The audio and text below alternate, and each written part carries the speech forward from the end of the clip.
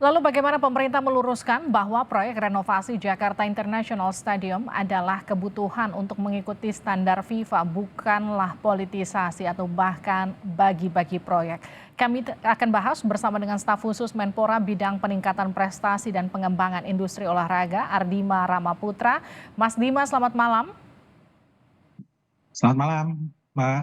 Kita juga akan sapa Akmal Marhali dari Save Our Soccer. Mas Akmal, selamat malam. Selamat malam Livi, salam sepak bola. Salam sepak bola, saya ke Mas Dima dulu ya Mas Akmal. Mas Dima, perbaikannya mulai dari rumput sampai lahan parkir. Sejauh mana memang JIS ini dari standar FIFA?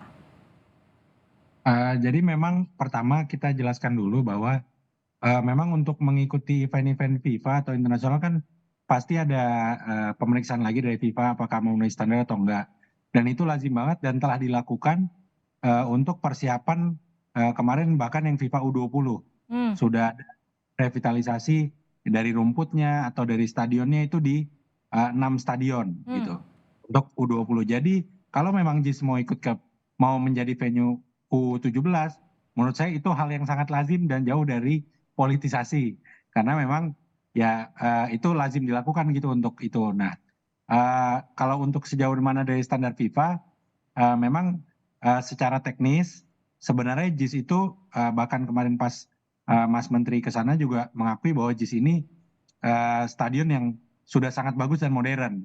Bahwa ada beberapa hal yang kurangnya akses dan kurangnya lahan parkir itu akan segera diperbaiki. Akses pun utamanya di akses pemain. Jadi kalau Oke. kita bilang jauh banget dari standar FIFA, secara stadion sebenarnya tidak, tapi memang aksesibilitas penonton yang baru satu pintu seperti Menteri PUPR kemarin jelaskan akan ditambah 5 pintu lagi, ditambah JPO dan akses pemain untuk masuk ke ruang ganti itu yang Oke. akan diperbaiki. Gitu. Mas Dima, kalau akses itu kan memang isu lama ya dari JIS ini. Tapi kalau kita bicara soal rumput, rumput jenis hibrida, bukankah rumput ini juga dipakai oleh stadion-stadion top di Eropa, Mas? Kenapa ini harus diganti? Jadi kalau untuk harus diganti apa tidaknya, sesuai inspeksi kemarin memang kan rekomendasinya diganti. Itu udah yang PO dari Pak Basuki juga.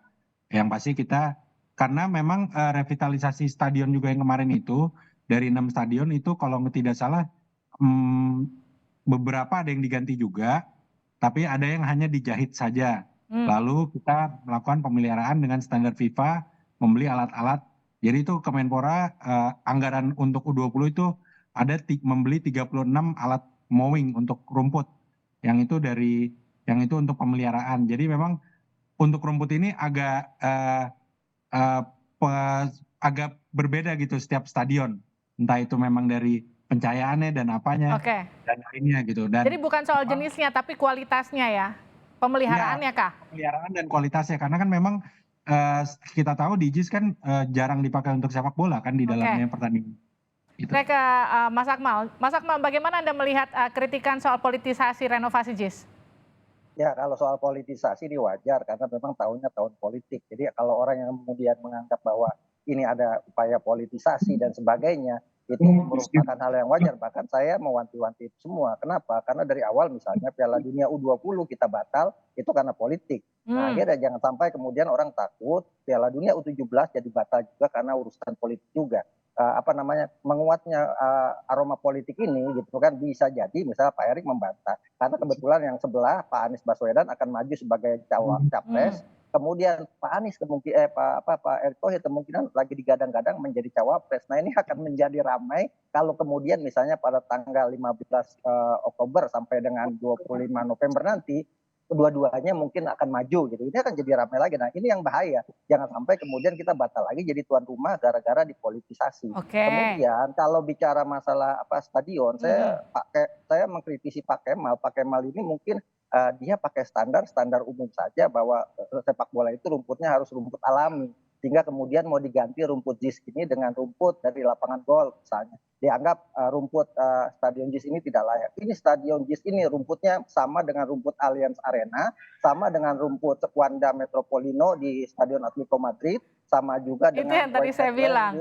Ah, Iya, di Tottenham Hotspur. Dia itu jenis hibrid yang di mana ditanamnya ditempel di karpet. hmm, Jadi kalau kemarin diinfeksi, wah ini nggak benar nih, rumputnya pendek karena ada karpetnya gitu, harus diganti. Itu sebuah penilaian yang salah. Jadi saya pikir agar kemudian apa namanya ininya tidak melebar ke arah politisasi, saya pikir ya. paling gampang adalah FIFA langsung yang melakukan infeksi. Sehingga Jadi kemudian akan jelas masalahnya. Nah, kalau kemudian stadion JIS ini saya melihat kelemahannya cuma satu, soal akses. Ini Oke. tadi Mas Bima itu benar. Bagaimana akses ini kita benahi sama-sama karena ini bagian yang paling penting. Hmm, Misalnya nanti parkir di Ancol atau parkir di Kemayoran. Nah, bagaimana dari Ancol ke Kemayoran ini kemudian ada alat transportasi yang bisa mengantarkan penonton masuk ke JIS. Yang kedua soal perimeter. Nah, ini kan problem di stadion JIS ini termasuk pintu akses keluar. Saya pikir itu saja kalau urusan di dalam, urusan single seatnya, urusan apa namanya, urusan ruang ganti, urusan jajuzi, kemudian urusan ruang wasit dan sebagainya. Ini yang nomor satu di Indonesia. Bahkan menurut saya Stadion Utama Gelora Bung Karno kalah.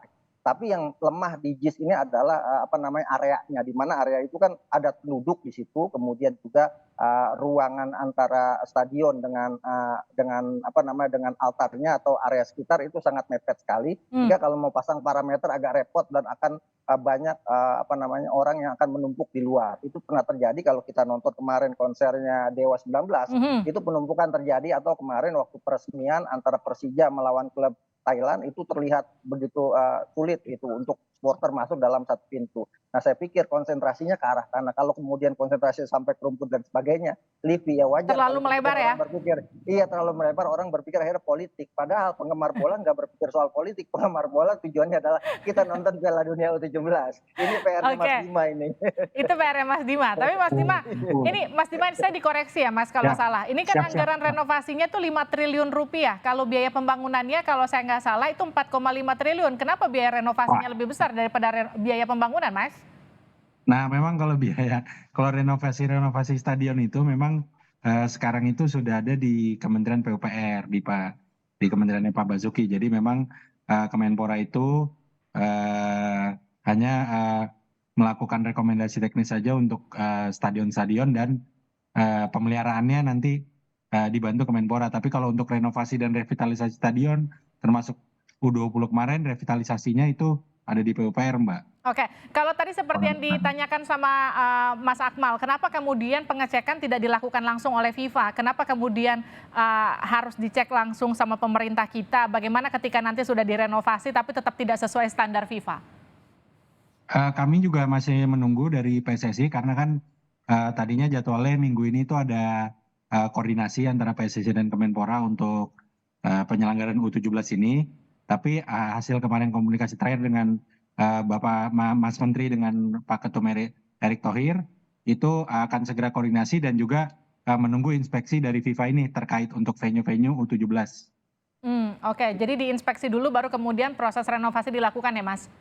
Ya, supaya dasarnya juga lebih kuat.